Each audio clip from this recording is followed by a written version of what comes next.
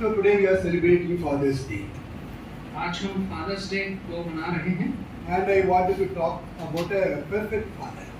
और मैं बात करना चाह रहा था कि एक सिद्ध पिता कौन है। So I went through the Bible. In my mind, I thought through all the fathers in the Bible. तो मैंने वचन में ध्यान से देखा और मेरा मन सोच रहा था कि सारे पिता जो वचन में हैं उनको मैं सोच रहा था। But unfortunately, I could not find any perfect fathers in the Bible, any human perfect fathers in the Bible. लेकिन मुझे कोई भी मनुष्य एक सिद्ध पिता वचन में नहीं मिला। There are so many great men in the Bible, और वचन में बहुत से महान पुरुष हैं, but not perfect fathers. लेकिन कोई सिद्ध पिता नहीं है। Most of the fathers did something wrong during their lifetime. और अधिकतर पिताओं ने अपने जीवन में कुछ न कुछ तो गड़बड़ सड़बड़ किया है It is disappointing, isn't it? और इससे निराशा होती है To see no perfect fathers in the Bible. कि कोई भी सिद्ध पिता वचन में देखने को नहीं मिले। But I think we should remember it is quite natural, और हमें याद रखना चाहिए कि ये स्वाभाविक है, because no human being is perfect. क्योंकि कोई भी जो मनुष्य है वो सिद्ध नहीं है। But there is one father who stands above everything. लेकिन एक पिता है जो सबके ऊपर विराजमान है We can easily call him the perfect father, और उसको हम कह सकते हैं सिद्ध पिता, and that is God our Father. और वो है हमारा परमेश्वर पिता। Now, as fathers, we love our children so much. और हम जो मनुष्य पिता हैं हम अपने बच्चों से बहुत प्रेम करते हैं Fathers pray for their children, और पिता जो है वो अपने बच्चों की प्रार्थना करते हैं, protect their children, उनको बचा के रखते हैं, discipline their children, उनको अनुशासित करते हैं and guide their children. और उनका मार्गदर्शन करते The हैं। thing is, where do they get all these qualities from? लेकिन ये सारी बातें जो हैं ये उनके चरित्र में कहाँ से आती हैं? This is something they learn as they grow, they learn as they grow. और क्या ये वो सब बातें हैं कि जब वो जैसे बढ़ते हैं आगे तो वो अपने आप सीख जाते हैं? No, these qualities are immigrated from their heavenly Father. और ये सारी बातें जो हैं वो अपने स्वर्गीय पिता से ही सीखते हैं। The Bible says God created man in His own image. और वचन कहता है कि परमेश्वर ने अपनी ही स्वरूप में मनुष्य की सृष्टि करी। No, God put all these qualities in man and created him. और परमेश्वर ने ये सारी जो बातें थी ये सब मनुष्य में डाले और The man inherited all these qualities from God, His heavenly Father. मनुष्य ने ये सारी जो क्वालिटीज हैं, विशेषताएं उसने अपने परमेश्वर पिता से ही ग्रहण करी हैं। But unfortunately, man miserably failed. लेकिन दुख की बात है कि मनुष्य जो है वो असफल हुआ है। He cannot exercise any of these qualities perfectly. लेकिन किसी भी इन सारी विशेषताओं को वो अच्छे प्रकार से पूरा नहीं कर पाता है। As human beings, we fail. और मनुष्य होने के नाते हम असफल रहते हैं। But the ultimate source of those qualities are still there. लेकिन जो स्रोत है उन सारी विशेषताओं का, गुणों का, वो स्रोत अभी भी उपस्थित है। He remains the same. वो नहीं बदलता है। He has the same qualities and he remains the same. उसमें सारे गुण हैं और वो अभी भी वैसे का वैसे ही है। And he is always perfect. और वो हमेशा सिद्ध है।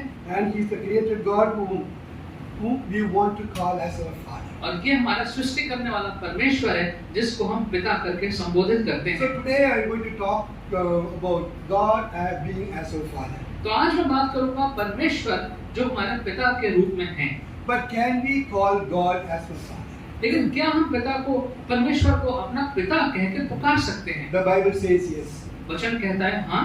Both Old Testament and New Testament says that we can call God as our Father. पुराना नियम और नया नियम दोनों कहते हैं कि हम परमेश्वर को पिता कह के पुकार सकते You हैं। know, when God said to Nathan to talk to David, जब परमेश्वर ने नेथन को भेजा दाऊद के पास बात करने के लिए, God said, "I will raise up your offspring to succeed you." तो उसने कहा कि मैं तुम्हारे वंश को जो है बढ़ाऊंगा, जो तुम्हारे आगे जाएगा। He is the one who will build the temple for me. और वो जो है वो मेरे लिए मंदिर का निर्माण करेगा। Then he said, "I will be his father and he will be my son." और फिर कहा कि मैं उसका पिता होऊंगा और वो मेरा पुत्र होगा। This is the first time God addresses himself as a father to a human being. और यहाँ पे पहली बार देखते हैं कि मनुष्य को परमेश्वर ने अपने आप को पिता कह के संबोधित किया। After that, many people called him father. उसके बाद बहुत लोगों ने उसको पिता कह के संबोधित किया। David called God Father again and again in the Bible. Dawood ने बार बार परमेश्वर को पिता कहा। Even the psalmist called God as his father. और जो भजन लिखने वाला है उसने भी परमेश्वर को पिता कहा। Solomon called God as Father. Suleman ने परमेश्वर को पिता कहा। Isaiah the prophet again and again said, Lord, you are our Father. और यशायाह नबी ने बार-बार कहा कि परमेश्वर आप हमारे पिता हैं। Someone please read Jeremiah chapter 3 verse 19. Jeremiah यिर्मयाह 3:19 chapter 3 verse 19. I myself said, how gladly would I treat you like my children and give you a pleasant land, the most beautiful inheritance of any nation. I thought you would call me Father and not turn away from following me.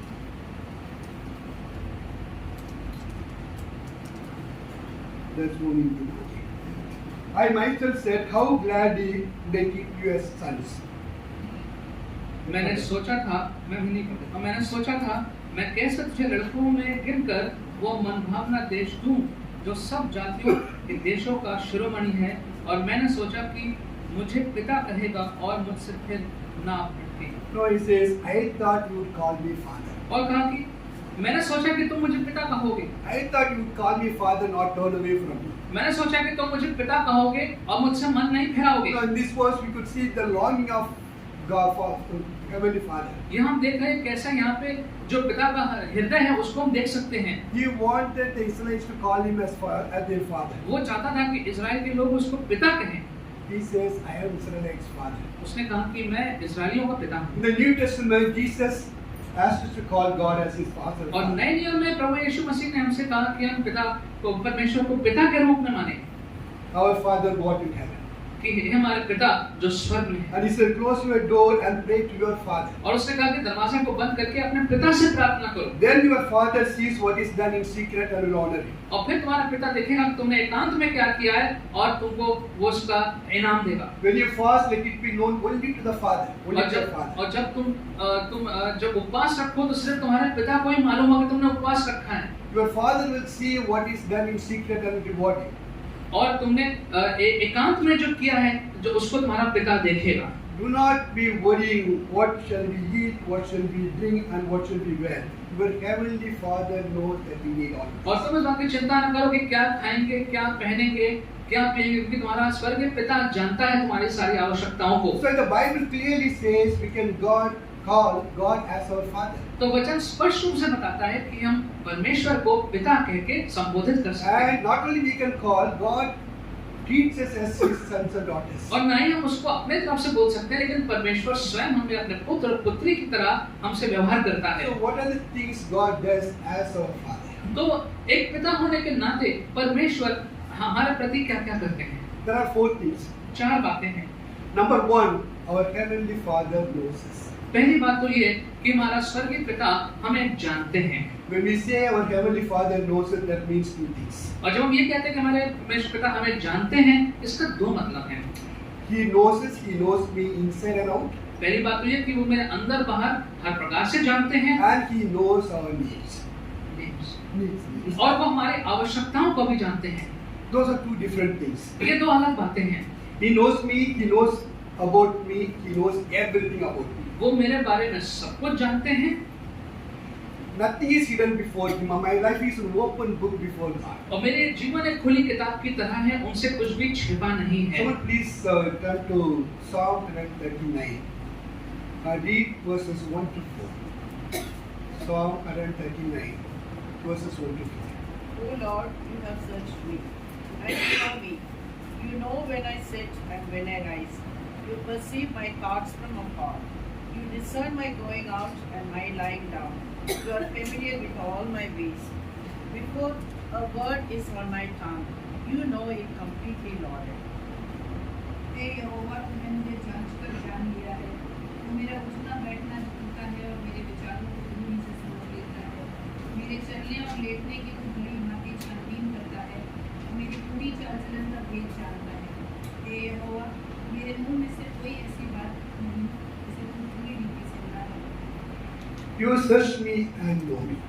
तूने मुझे जांचा है और तू मुझे जानता है। So Jeremiah 17:10 says, I the Lord search the heart and examine the mind. यिर्मयाह 17 में लिखा है कि मैं यहोवा जो हूँ, मैं तुम्हारे हृदय को जांचता हूँ। Now, when we read these verses, we could understand our Heavenly Father, God, our Heavenly Father, makes an effort to know us. और जब हम पदों को पढ़ते हैं तो हम इस बात को समझ लेते हैं कि हमारा परमेश्वर पिता जो है वो पूरी कोशिश करता है, मेहनत करता है कि वो हमारे हृदयों को जान ले, He searches our hearts to know us. और वो हमारे हृदयों को जांचता है कि वो हमें जान ले। No, when He searches our hearts, He knows everything that is there in our hearts. और जो हमारे हृदय को जांचता है तो हमारे हृदय में जो भी है वो उसको पता लग जाता है। He knows our feelings. वो हमारे भावनाओं को जानते He हैं, can see our fear in our hearts. वो जो हमारे अंदर भय है हृदय में वो देख लेते हैं, He knows the fear about our future, our children's future. और हो सकता है हमारे जीवन के प्रति भय, बच्चों के भविष्य के भय वो सब जान लेता है, He knows the struggle we go through. और जो संघर्ष हमारे जीवन में है वो जांच लेता है, And He knows the sin that we commit, the sins we enjoy in our hearts, and the struggle we go through that sin. और जिन गलत बातों से, पाप से हम अपने दिल में रुचि रखते हैं, उससे जो संघर्ष होता है वो भी वो जान लेता है। He knows every little thing that we have in our hearts because He searches our heart. हर छोटी बात, बड़ी बात वो जो हमारे हृदय में वो जान लेता है, क्योंकि वो वहाँ ढूंढता है। But it gives us tremendous amount of peace and comfort to know that God knows me inside. लेकिन ये बात जान के हमें बहुत हमें शांति मिलती है, कि सांत्वना मिलती है कि परमेश्वर हमें अंदर बाहर जानते हैं। God searches of my heart and knows me. परमेश्वर हमारे हृदय को जांचते हैं और हमें जानते हैं। No, the feeling my Father knows about me should give us tremendous amount of peace and comfort. और ये भावना कि परमेश्वर जो है हमारा पिता जो हमें जानते हैं, इससे हमें बहुत सांत्वना, शांति So मिलती है। God knows our hearts and what goes in our hearts. तो परमेश्वर हमारे हृदय को जानते हैं, हमारे हृदय में क्या चल रहा है ये वो जानते हैं। The verse second says, "You perceive my thoughts from afar." और दूसरे पद में लिखा है कि दूर से ही तू मेरे विचारों को जान लेता है। He knows what goes on in my mind. वो जानते हैं कि मेरे दिमाग में क्या चल रहा है, He knows your troubling thoughts. वो जानते हैं कि कौन से विचार जो हैं वो मुझे व्याकुल कर रहे हैं, He knows your worrisome thoughts. वो जानते हैं कौन से विचार हैं जो तुम्हें परेशान कर रहे He हैं, knows your tension that goes through your mind. और कौन सी बातें जो तुमको व्याकुल कर रही हैं वो तुम्हें जानते हैं। Our Heavenly Father perceives our thoughts from afar. और पहले से दूर से ही परमेश्वर जान लेते हैं कि हमारे मन में क्या चल रहा है। Scientists say in a day about 10,000 thoughts goes through our mind. वैज्ञानिक कहते हैं कि एक दिन में करीबन 10,000 विचार हमारे दिमाग से गुजरते हैं, And God knows each and every thought that goes through your mind. और परमेश्वर एक और एक विचार जानता है जो आपके मन में आ रहे हैं। All the 10,000 thoughts that goes through your mind, God knows. जो 10,000 विचार आपके मन में आ रहे हैं प्रतिदिन, वो परमेश्वर जानते हैं। So God knows our hearts and God knows our mind. परमेश्वर हमारे हृदय और हमारे मन दोनों को जानते हैं। Verse 3 says, "You are familiar with all my ways." और तीसरे पद में लिखा है कि मेरे चलने और लेटने से तू भली भांति जानता है। Now He knows where I go, where I sit, where I sleep, मैं कहाँ जाता हूँ, कहाँ बैठता हूँ, कहाँ सोता हूँ, परमेश्वर सब जानते हैं। and what kind of friends I hang out. और मेरे किस प्रकार के दोस्त हैं वो भी परमेश्वर जानता है। No one cannot be familiar with you unless He observes your ways. और कोई मुझे इतना नहीं जान सकता जब तक कोई मुझे बहुत ध्यान से मेरी छानबीन ना करे। But that actually means God is familiar with your ways because He examines our ways. और इसका मतलब ये है कि परमेश्वर हमारे सारे रास्तों को, जीवन को जानता है, क्योंकि वो हमें ढूंढता है, हमारी खोज करता है, हमारी छानबीन करता है। He observes our ways. वो हमारे चाल चलन को देखता है। So God, our Father, knows what we do, where we go, where we sleep, and what kind of friends we have. हम क्या करते हैं, हम कहाँ जाते हैं, किस प्रकार के हमारे मित्र हैं, परमेश्वर सब जानते हैं। Now our Heavenly Father knows our heart, परमेश्वर पिता हमारे हृदय को जानते हैं, knows our mind, हमारे मन को जानते हैं, knows our ways. हमारे चाल चलन को जानते हैं। He knows us completely. पूर्ण रीति से परमेश्वर हमें जानते हैं। And the second thing is He knows our needs. दूसरी बात ये कि वो हमारे आवश्यकताओं को भी जानते हैं। Jesus said, "Your Heavenly Father knows that we need them." और प्रभु यीशु मसीह ने कहा कि हमारा स्वर्गीय पिता हमारी सारी आवश्यकताओं को जानते हैं। And our Heavenly Father knows every need, our every need. हमारी हर एक आवश्यकताओं को परमेश्वर पिता जानते हैं। Even if it is a small need, He knew that we need. अगर कोई छोटी सी चीज भी हमें आवश्यकता है तो वो भी वो जानते हैं। God sees our heart like no one else can see. परमेश्वर हमारे हृदय को ऐसा देखते हैं, जानते हैं जैसे कोई भी और नहीं जानता। He knows your need, both felt and unfelt need. और ऐसी आवश्यकताएं जो हम जानते हैं, महसूस करते हैं और जो शायद महसूस ना भी करते हो, वो भी परमेश्वर जानते Even हैं। before we feel that need, He knows that we are going to need. जिससे पहले कि हम इस बात को एहसास हो कि हमें कुछ चाहिए, परमेश्वर को ये मालूम The रहता है। question is why God is going through all these troubles to अब सवाल ये है कि परमेश्वर इतने सारे समस्या पर इतने मेहनत क्यों कर रहा है हमें जानने के लिए? The only reason could be is the Father's love. और एक ही कारण हो सकता है कि एक पिता का प्रेम। God loves us. परमेश्वर हमसे प्रेम करता है। God loves us as Father. Remember that. परमेश्वर एक पिता के रूप में हमसे प्रेम करते There हैं। would be there could be no other reason. कोई और कारण नहीं हो सकता। And His love compels Him to know us. और उसका जो प्रेम है वो उसको बाध्य कर देता है कि वो हमें जानता है। So our Heavenly Father knows us. हमारा परमेश्वर पिता हमें जानते हैं। The second thing is our Heavenly Father provides for us. दूसरी बात, हमारे परमेश्वर पिता हमारी आवश्यकताओं की पूर्ति करते हैं। You know the word provide is a simple word. और ये जो वर्ड है पूर्ति करना, एक बहुत साधारण सा शब्द है, But when the word is connected to God, it becomes so powerful. लेकिन जब इस शब्द को हम परमेश्वर से जोड़ देते हैं तो ये बहुत शक्तिशाली बन जाता है। It opens up two ways of God's provision. और परमेश्वर के जो पूर्ति है उसकी दो बातें सामने आती When we हैं। read Bible, we could see God's abundant provision, जब हम वचन पढ़ते हैं तो परमेश्वर की बहुतायत को देखते हैं and there is a provision beyond our understanding. और एक ऐसी आपूर्ति है जो हम समझ भी नहीं पाते हैं। So the abundant provision. जो परमेश्वर की आपूर्ति है, When the Israelites were traveling from Egypt to Canaan, जब इजराइल के लोग कनान की ओर जा रहे थे they wanted different kinds of food. तो उनको अलग अलग प्रकार के भोजन चाहिए थे। He said, also God gave them the manna. परमेश्वर ने उनको अन्न भी दिया। He said, you can take as much as you need, परमेश्वर ने कहा तुम्हें जितना चाहिए तुम ले लो। and one woman per person. One woman per person. Woman. That is about 2 liters per person. करीबन 2 लीटर एक व्यक्ति के लिए। And there are about 600 men with their families traveling together. Men. Say not, no people. 6 lakh लोग से ज्यादा पुरुष थे वहाँ पे परिवार के साथ। Say about 12 lakh people were there. करीबन 12 लोग वहाँ पे थे। 12 lakh people, God provided 2 liters per person. That's about how much? 24 lakhs of liters every day. 24 lakh litre पानी भोजन की And the Bible says the rest melted away. Melted away.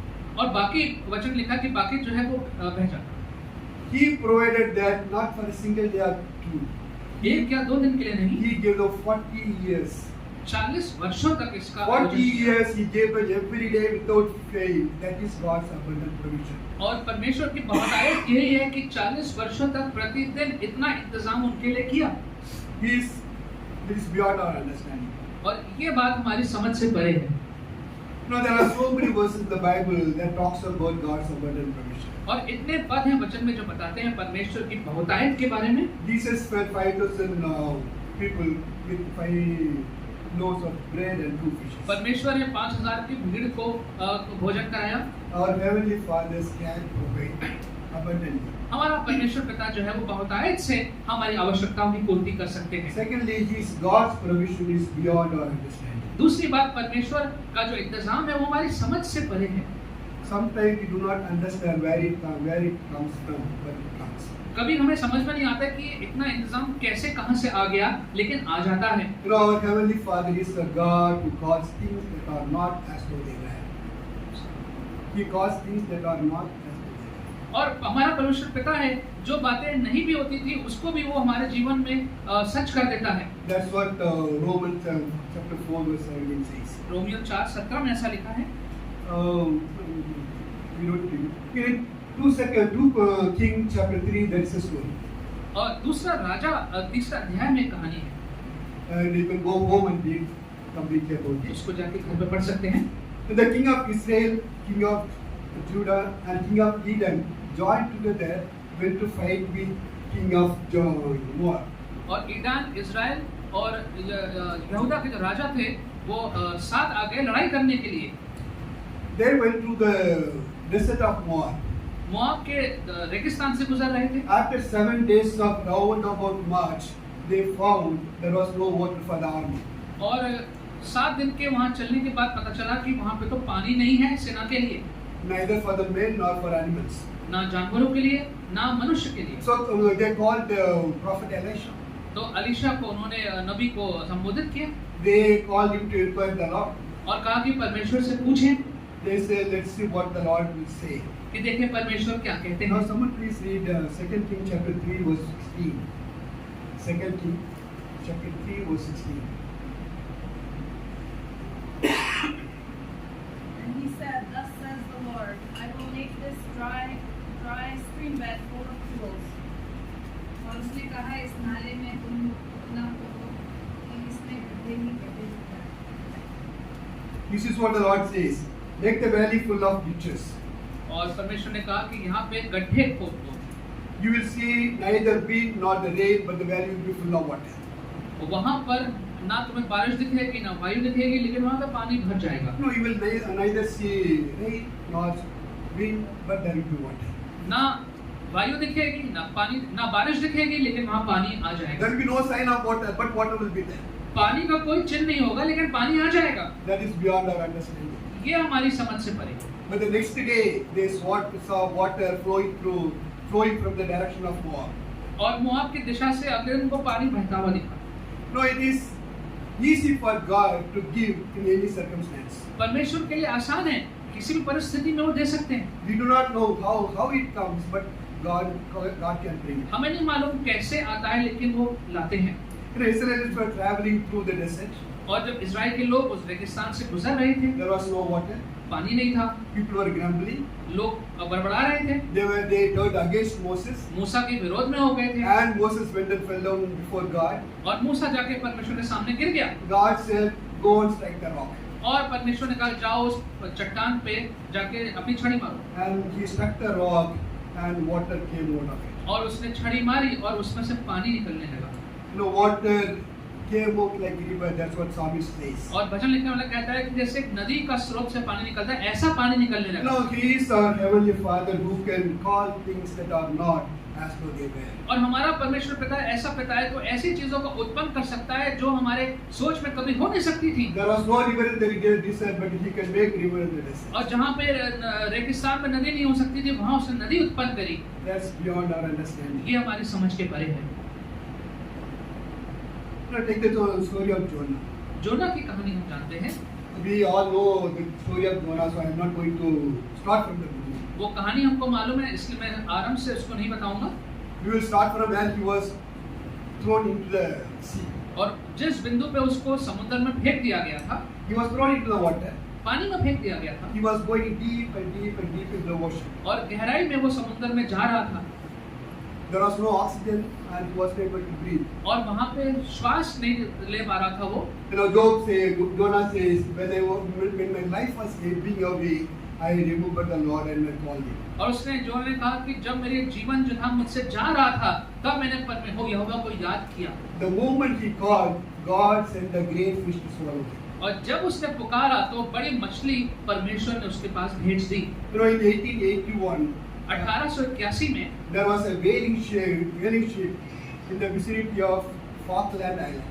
Falkland island में एक व्हेल मछली थी They saw a whale over 2-3 kilometers away. और उस क्षेत्र में उन्होंने एक व्हेल मछली को देखा They sent 2 boats with the 2 persons in each boat. और दो नाव में दो लोगों के साथ नाव को उस दिशा में भेजा। While they were attacking the whale, जब उस व्हेल को से वो उस पे अटैक कर रहे थे, the whale hit one of the boats and the boat capsized.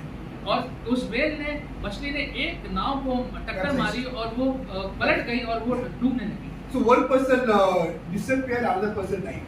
एक व्यक्ति तो मर गया और एक उसमें से खो गया। So anyway, they captured the whale. उन्होंने उस व्हेल मछली को पकड़ा, They put it on the deck. उसने जहाज पे उसमें डाल दिया Next day morning, they started working on the whale. और फिर अगले सुबह उस व्हेल मछली जो थी उस पे वो कार्य करने लगे। They were cutting away the portions. और उसको जब वो काट रहे थे, When they came to the stomach, there was little movement. जब उसके पेट में आए तो वहाँ पे कुछ हलचल मची So they carefully cut open the stomach, and there was the missing man. और जब उस पेट को काट के खोला था उसमें वही व्यक्ति था जो खोया हुआ था। After 2 weeks in the hospital, he was back to the job, back to his job. और 2 हफ्ते अस्पताल में रहने के बाद वो वापस काम पे आया। His name is James Botany. James botany उसका नाम है। He said, I would have stopped dead in the fish stomach. उसने कहा कि मैं तो उस मछली के पेट में भूख से मर जाता। And he said there was no lack of oxygen. लेकिन वहाँ पर सांस की लेने की कोई कमी नहीं थी। There was no lack of oxygen in the fish stomach. और मछली के पेट में सांस में ले पा रहा था। When Jonah was going down and down in the water, जब योना समुद्र में नीचे और नीचे डूबता जा रहा था, the most important thing that he needed was oxygen. सबसे जो महत्वपूर्ण बात थी वो उसको चाहिए था oxygen. In the deep down in the ocean, nobody is going to give him oxygen. और उस समुद्र की सतह में कौन उसको ऑक्सीजन देता? No one would go there and give him oxygen. कोई वहाँ जाकर उसको ऑक्सीजन नहीं दे सकता था। But the moment he called, God gave him the oxygen. लेकिन जिस वक्त उसने परमेश्वर को पुकारा, परमेश्वर ने उसको ऑक्सीजन का इंतजाम किया। And only the heavenly Father knows where to get oxygen in the deep down in the ocean. सिर्फ परमेश्वर पिता ही जान सकता है कि कहाँ से ऑक्सीजन मिलेगा इस ऐसी परिस्थिति में, समुद्र के गहराइयों में। You know, his knowledge and understanding beyond our comprehension. और उसकी जो समझ है, उसका जो काम है, वो हमारी समझ से परे है। When we go through any difficult situation, my duty is just to call him and tell him my problem. और जब हम मुश्किल परिस्थिति से गुजरते हैं, हमारा काम है कि उसको हम बुलाएं और उसको बता दें। How he provides, how he protects, that is his problem. और वो कैसे समाधान करेगा, वो जान लेगा। If Jonah would have thought, "Arey, how can God give you oxygen deep down in the water?" he would have never called God. अगर योना ने सोचा होता कि अरे समुद्र में मुझे परमेश्वर कैसे यहाँ पे ऑक्सीजन देगा, तो वो कभी परमेश्वर को बुलाता ही नहीं। For him it was impossible situation, but not for God. उसके लिए असंभव परिस्थिति थी, लेकिन परमेश्वर के लिए संभव So था। that we have to, that goes very deep in our heart and mind. God can do anything that goes beyond our understanding. और ये हमें हमारे हृदय में बहुत गहराई से जानना चाहिए कि परमेश्वर कुछ भी कर सकते हैं, और वो भी जो हमारे समझ से परे है। The situation was impossible for Jonah, but for not for God. और जो परिस्थिति योना के लिए असंभव थी, वो परमेश्वर के लिए असंभव नहीं थी। If God is your heavenly Father, you can call him at any point of time. अगर परमेश्वर हमारा स्वर्गीय पिता है, तो किसी भी क्षण हम उसको बुला सकते हैं। His provision and protections are beyond our vision, beyond our understanding. उसकी पूर्ति, उसका सुरक्षा हमारे समझ के परे है। Third thing is God guides us. तीसरी बात ये कि परमेश्वर हमारा मार्गदर्शन करते हैं। Psalm 32:8 says, भजन 32:8 में लिखा है, I will instruct you and teach you in the way you should go. मैं तुम्हें निर्देश दूंगा, तुम्हें सिखाऊंगा कि किस दिशा में तुम्हें जाना है। I will counsel you and watch over you. और मैं तुम्हें सांत्वना दूंगा और मैं तुम पे नजर रखूंगा। No, we don't know our future. हमें अपना भविष्य नहीं मालूम है। Very often we do not even know which way to turn to. हमें तो ये भी नहीं मालूम किस दिशा में मुड़ना चाहिए। You know, when in our life, when we do not know which way to turn to God. और जब हमको नहीं मालूम है किस दिशा में जाना है, तो परमेश्वर की ओर मुड़ जाएंगे। Because only He can show us our next step, what we have to turn to. क्योंकि वही दिखा सकते हैं कि हमारा अगला कदम कहाँ होगा, कहाँ बढ़ना चाहिए। You know, when the Israelites came out of Egypt, जब इज़राइल के लोग मिस्र देश से निकले, there were two ways to go to Canaan. Kanan जाने के 2 रास्ते थे। One is through the Philistine country, which was shorter route. और एक तो था जो छोटा रास्ता फिलिस्तीनियों के शहर देश से जाना था। Another route is the roundabout route through the Red Sea. और दूसरा जो था वो लाल समुद्र से होते हुए लंबा रास्ता You था। know, Bible says God thought if they face war on the way, they will be frightened and go back to Egypt. वचन में लिखा है कि अगर रास्ते में, छोटे रास्ते में अगर युद्ध हो गया तो डर के वापस भाग जाएंगे। So He took them to the roundabout route. तो परमेश्वर उनको लंबे रास्ते से घुमा के ले गया। He knows what is in our future. परमेश्वर जानते हैं कि आगे क्या होने वाला है। He knew there would be wars, so they will come back. So let me take them to other route. उसको मालूम था कि अगर उस छोटे रास्ते जाएंगे युद्ध हो सकता है, डर के वापस चले जाएंगे, तो उनको मैं लंबे रास्ते से लेके जाता हूँ। He knows our life's path. वो हमारे जीवन के मार्ग को जानते हैं। When we got stuck in one place, just to turn him to show the next step. अगर हम कहीं पे एक जगह पे आगे फंस गए हैं, तो परमेश्वर की ओर रुख करें कि वो हमें अगला रास्ता दिखाए। Only God can show our ways. परमेश्वर ही केवल हमें हमारा रास्ता दिखा सकते हैं। We neither know the future nor the way.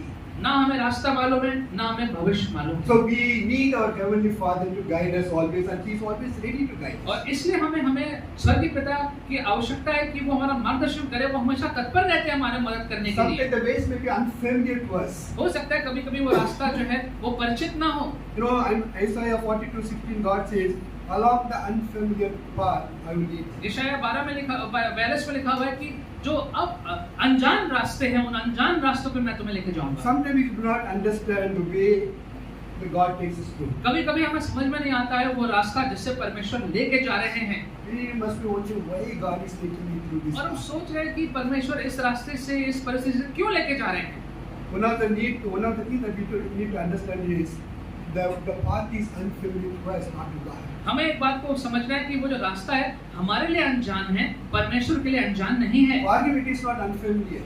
और परमेश्वर के लिए वो जानता है उस रास्ते को। Only for us it is unfamiliar. सिर्फ हमारे लिए वो रास्ता अनजान We है। can just close our eyes and just go behind it. और सिर्फ अपनी आंखें बंद करके परमेश्वर के पीछे पीछे चल सकते हैं।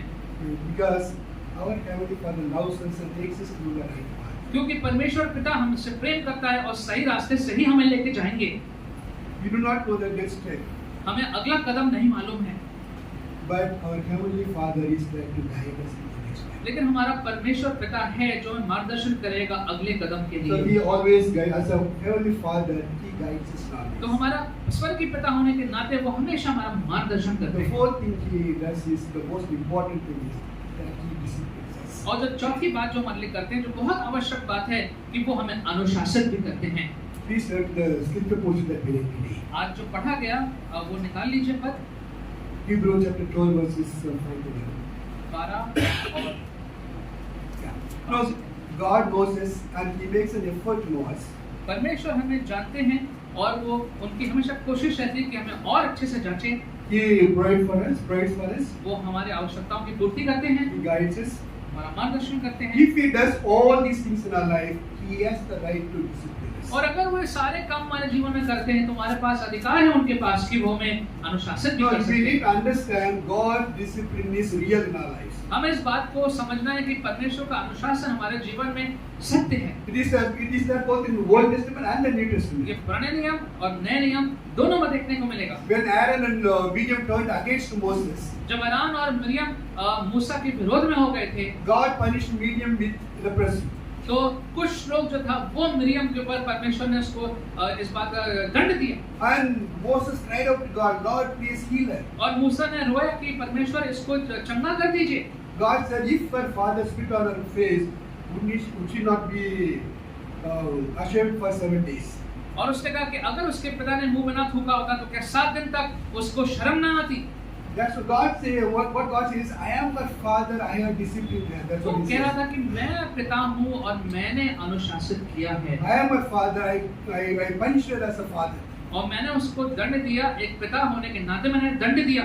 When David sinned against Bathsheba, जब दाऊद ने पाप किया बत्शेबा God के punished विरोध में, him. God punished him, but He did not take His love away from him. तो परमेश्वर ने उसको भी दंडित किया लेकिन अपना प्रेम नहीं हटाया उससे। The nation of Israel was punished again and again and again. और इजराइल देश को बार बार परमेश्वर ने अनुशासित किया। But he had a longing God that they would call him a father. लेकिन उसका दिल जो था वो इंतजार करता रहता था कि कब वो उसको पलट के पिता कहें। So it was a discipline of a father in Israel's life. तो इजराइल की जीवन में देखते हैं कि परमेश्वर का अनुशासन हमें देखने को मिलता है।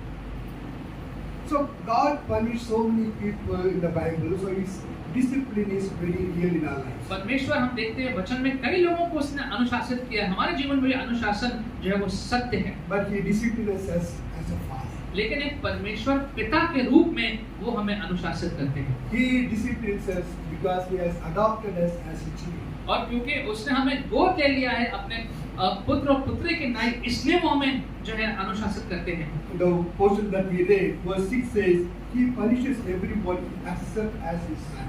और लिखा है क्योंकि प्रभु जिससे प्रेम करता है उसी की ताड़ना भी करता है, जिससे पुत्र बना लेता है उसी को कोड़े भी लगाता है। If you are not punished, then you are not a child. और अगर आपको कभी अनुशासित नहीं किया गया तो आप परमेश्वर के पुत्र पुत्री कैसे होंगे? He disciplines us for our good, that we may share in His holiness. और वो हमें अनुशासित करते हैं हमारी भलाई के लिए ताकि हम उसकी पवित्रता में सहभागी हो सके। You know, God discipline is painful.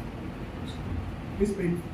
और परमेश्वर का जो अनुशासन है उससे तकलीफ होती है, But when we go through, it produces righteousness in our lives. लेकिन जब उससे हम गुजरते हैं तो उससे जीवन में धार्मिकता पैदा So there होती are है। so many Christians who do not believe in God's discipline. बहुत से मसीह लोग हैं जो परमेश्वर की ताड़ना में, अनुशासन में विश्वास नहीं करते हैं। No, it is a trap set by the devil.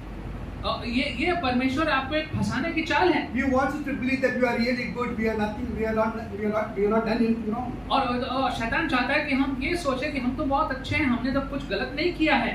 Any problem comes from the devil or it's part of life. और कोई भी परेशानी आती है, ये तो जीवन का हिस्सा है, ये तो शैतान की ओर से है। No, let me tell you something.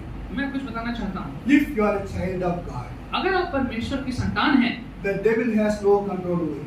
तो शैतान का आपके जीवन पे कोई नियंत्रण नहीं है। He cannot bring any harm to you आपके जीवन में कुछ भी हानि लेकिन नहीं आ सकता है, unless it is allowed by God. जब तक कि परमेश्वर उसकी अनुमति ना दे। So we very often talk about Job, हम अय्यूब की बात करते हैं अक्सर, but it was allowed by God लेकिन परमेश्वर ने उसकी अनुमति दी to test his faith. कि उसके विश्वास की परीक्षा होने So पाए। if God allows it, He allows it on a purpose. तो अगर परमेश्वर अनुमति दे रहे हैं किसी बात की, तो किसी कारण से वो अनुमति दे There रहे must be हैं, a purpose for letting us go through the pain and the struggle and difficulties. और किसी संघर्ष तकलीफ से गुजर रहे हैं, तो उसके पीछे परमेश्वर का कोई कारण होगा। When we go through the difficult situation or pain and struggle, that is a time for self-examination. और जब हम कष्ट से और तकलीफ से गुजरते हैं, ये वो समय होता है जब हम अपने आप को जान सकते हैं। So, either it has come to test your faith, हो सकता है वो परिस्थिति आपके विश्वास की परीक्षा के लिए आई है, or God wants to seek your attention. और या शायद परमेश्वर आपका ध्यान अपनी ओर केंद्रित करना चाह रहे हैं। So, Blessing Youth Mission founder Mr. Ross Stanley used to say this. और ब्लेसिंग यूथ मिशन के जो संस्थापक हैं ब्रदर आर स्टैनली, वो ऐसा कहते हैं, So, when a child does something wrong, जब कोई बच्चा कुछ गलत करता है, the father sits here and says, no, don't do that, don't do that, don't do that. तो पिता कहता है कि नहीं बेटा, ऐसा मत करो, मत करो, मत करो। Even after so many warnings, if the child does not listen, और बहुत सी चेतावनियों के बाद भी अगर बच्चा नहीं सुन रहा है, what will the father do? तो पिता क्या करेगा? He will get up and go and give one in a bottle. तो जाकर उसको एक पीछे से लगाएगा। The moment the child gets on the bottom, immediately his attention comes back to the father. और जैसे उसको एक मार पड़ती है, तो उसका ध्यान पिता की ओर फिर से आ जाता है। And the father says no. और पिता कहता है नहीं। That is what sometimes God does to us. और कभी-कभी परमेश्वर को भी ऐसा करना पड़ता है। Even after repeated warning, when we live away from God, और बार-बार हमें चेतावनी देने के बाद भी जब परमेश्वर से हम दूर जाते रहते when we हैं, try to do things in our own way, और जब चीजों को अपने तरीके से हम करते रहते हैं, God sometimes gives one on our bottom to seek our attention, तो to get our attention. परमेश्वर कभी-कभी हमें एक लगाता है ताकि हमारा ध्यान जो है परमेश्वर की ओर आ जाए। That one on the bottom, it's just to get your attention back to Him, और वो जो हमें एक हल्की सी मार पड़ती है, वो इसलिए कि हमारा ध्यान परमेश्वर की ओर आ जाए। not to destroy you. वो हमें नष्ट करने के लिए नहीं Just होता है, remember, we saw God is our heavenly Father. क्योंकि हमने देखा है कि परमेश्वर हमारा स्वर्गीय पिता है। When He gives one, He gives as a Father. तो अगर वो देता है तो परमेश्वर पिता होने के कारण देते हैं। Very often, when we go through difficult situation, our Bible reading and prayer goes up, right? और कभी-कभी जब हम इस ताड़ना से गुजरते हैं, अनुशासन से गुजरते हैं, तो हमारी प्रार्थना और वचन पढ़ना बढ़ जाता है। You know, there are two things about God's discipline. और जब परमेश्वर हमें ताड़ना देते हैं, तो दो बातें हैं इसके बारे में। It is a blessing to be under God's discipline. पहली बात तो ये कि एक आशीष का कारण है कि हम परमेश्वर के अनुशासन हमको मिल रहा You know, है। that punishment or discipline turns us back to God. ये ताड़ना या अनुशासन हमें परमेश्वर की ओर वापस ले आती है। That helps us to renew our relationship with God. और वो जो ताड़ना है, वो हमारा परमेश्वर का संबंध जो है वो हमारा नया हो जाता You know, है। in this world you can lose anything.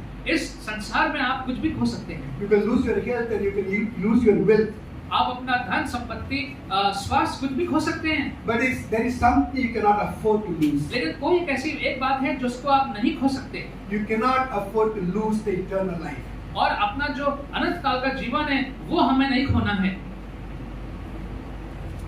Because whenever we go away from God, He gives us one and draws us back to Him to walk with Him to achieve that eternal और life. जब कभी परमेश्वर से दूर जाते हैं तो वो हमें ताड़ना देता है, वापस लेके आता है अपनी ओर। That's why He said it is a blessing to be under God's discipline. और तभी हम कह रहे हैं कि परमेश्वर के अनुशासन के को प्राप्त करना ये उसकी आशीष है, Because we cannot afford to lose the eternal life that God is willing to offer. क्योंकि हम नहीं खो सकते जो अनंत काल का जीवन को दे रहा है वो हम नहीं खो सकते। When we go away from God, God wants you to come back to Him so that it's a thing. जब उससे दूर जाते हैं तो वो हमें अनुशासित करता है कि वापस उसके पास आ जाएं, So that we walk with Him through the eternal life. ताकि उसके साथ हम चलें उस अनंत काल के जीवन की ओर।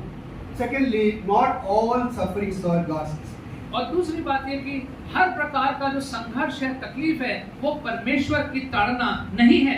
God allows it in our life to test our faith. परमेश्वर कभी-कभी कुछ चीजों को अनुमति देते हैं कि हमारा विश्वास की परीक्षा होने पाए। So that is why it is important to examine ourselves whenever we go through difficult situations. और इसीलिए अपने आप को जांचना बहुत जरूरी है जब हम विषम परिस्थिति से गुजरते हैं। If you believe, you know that you are not living in sin, अगर आप जानते हैं कि आपके जीवन में पाप नहीं है, and you know that you are not walking away from God, और आप जानते हैं कि आप परमेश्वर से दूर नहीं जा रहे and हैं, if you feel it has come to test your faith, और अगर आप जानते हैं कि ऐसी बात आपके विश्वास की परीक्षा के लिए आई है, then you can continue to be really strong in your faith. तब आप अपने विश्वास में और मजबूती से बढ़ते जाएंगे, Because in the end, the double portion of blessing is waiting for you. क्योंकि अंत में परमेश्वर का दोहरा जो आशीष है वो आपका इंतजार कर रही है। That is what God gave to Job. यही परमेश्वर ने अय्यूब को दिया। But if you are actually doing something wrong, walking away from God, लेकिन अगर सब कुछ गलत कर रहे हैं, परमेश्वर से दूर होते जा रहे हैं, then it is time to come back to God. तो समय आ गया है कि वापस परमेश्वर के पास आने का। Either way, it is a blessing to be under God's blessing. लेकिन किसी भी दृष्टिकोण से देखें, परमेश्वर की ताड़ना को प्राप्त करना हमारे लिए आशीष है। So our heavenly Father knows us. हमारा परमेश्वर पिता हमें जानते हैं, He provides for us, वो हमारे आवश्यकताओं की पूर्ति करते हैं, and He guides us, वो हमारा मार्गदर्शन करते हैं, and He disciplines us. और वो हमें ताड़ना भी देते But the हैं। question is, who are His children? सवाल ये कि उसके संतान हैं कौन? Who has the right to call Him as His Father? किसके पास ये अधिकार है कि वो उसको पिता बोल सकते हैं? Who God accepts as His children? किसको परमेश्वर पिता ग्रहण करते हैं अपने संतान के रूप में? Only those who accept Jesus in their life as their personal Savior can call God as their Father. केवल वही जो प्रभु यीशु मसीह को अपना व्यक्तिगत उद्धारकर्ता ग्रहण करते हैं, उन्हीं को परमेश्वर अपने संतान के रूप में ग्रहण करते हैं। Only those who confess their sins to Jesus and get His forgiveness can call God as their और Father. वही लोग जो अपने पापों का प्रायश्चित करते, अंगीकार करते हैं प्रभु यीशु मसीह से, वही लोग परमेश्वर की के संतान बनते हैं। Ephesians 1:5 says, इफिसियों 1:5 में लिखा है God has adopted us as His children in Christ. कि प्रभु यीशु में परमेश्वर पिता ने हमें गोद लिया है अपने संतान के रूप में। So without Christ, we cannot call Him as our Father. इसलिए प्रभु यीशु के बिना हम उसको अपना पिता नहीं बोल सकते। Only through Jesus, a person became a child of God. सिर्फ यीशु के द्वारा ही हम परमेश्वर को पिता बोल सकते हैं, Only through Jesus, we can call God as our Father. और यीशु के कारण, यीशु के द्वारा ही हम परमेश्वर को अपना पिता बोल सकते हैं। If we have Jesus in our life, then He is our Father. अगर यीशु हमारे जीवन में है तो हमारा परमेश्वर हमारा पिता And है, all these blessings are ours. और सारी आशीषें जो हैं वो हमारी बन जाती But if हैं। we don't have Jesus in our life, लेकिन अगर यीशु हमारे जीवन में नहीं है then God is not our Father. तो परमेश्वर हमारा पिता नहीं है। None of these blessings are ours. कोई भी आशीष जो है वो हमारी नहीं है। So in this world, there are so many thousands of people group, हजारों प्रकार के समूह हैं इस संसार में, so many gods and goddesses. और इतने ढेर सारे देवी देवताएं भी हैं, People can call their own gods and father or mother. और जो लोग हैं वो अपने अपने देवी देवताओं को माता या पिता बोल सकते हैं, But none of them have the right to call the creator God as their father. लेकिन किसी के पास अधिकार नहीं है कि सृष्टिकर्ता परमेश्वर को अपना पिता या माता पिता बोलने पाए। Only we have the privilege to call the creator God as our father. और ये अधिकार जो है वो हमें दिया गया है कि हम अपने पिता परमेश्वर को पिता बोल सकते हैं। For them, He is a creator, almighty, righteous and holy God. और उनके लिए वो सृष्टि करने वाला धर्मी पिता परमेश्वर है। But for us, He is a loving heavenly Father. लेकिन हमारे लिए क्षमा कीजिएगा, हमारे लिए जो है वो हमारा प्रेम करने वाला पिता परमेश्वर है। आइए प्यारे पिता परमेश्वर, हम आपका धन्यवाद करते हैं कि आज आपने बहुत सुंदर रीति से अपने वचन से हमें एक बार फिर से ये दिखाया है कि आप हमारे स्वर्गीय पिता हैं, हमसे प्रेम करने वाले पिता हैं। Lord, this morning you have shown us through your word afresh that you are our heavenly Father. We thank you, Lord, that you have given us this opportunity, privilege, that in Jesus we can come to you and we can call you our Abba Father. प्रभु जी, आपने हमें अवसर दिया है कि हम यीशु मसीह में होकर के यीशु के नाम में आपके पास आ सकते हैं और आपको अपना अब्बा पिता कह के पुकार सकते हैं। Thank you Lord for providing for us. Thank you, Lord, for watching over us. Thank you, Lord, for disciplining us and for always keeping your eyes on us. प्रभु जी, धन्यवाद कि आपने हमेशा हमारा निगरानी करी है, हमें बचा के रखा है, हमारे आवश्यकताओं की पूर्ति करी है, हमें ताड़ना भी दी है परमेश्वर, और हमेशा आप चाहते हैं कि हम आपके नज़दीकी में रहें। We pray to you this morning, Lord, that always help us to remember this and always help us to be close to our heavenly Father. परमेश्वर, हम होने दीजिए कि हमेशा हम अपने स्वर्गीय पिता की नज़दीकी में बने रहें। Help us, Lord, to let this word sink deep in our hearts and to always know that we have such a loving, caring heavenly Father. प्रभु जी, ये वचन हमारे दिल और दिमाग में गहराई से उतर जाए और हम ये जान लें कि हमारा परमेश्वर पिता हमसे प्रेम करने वाला परमेश्वर है। जीसस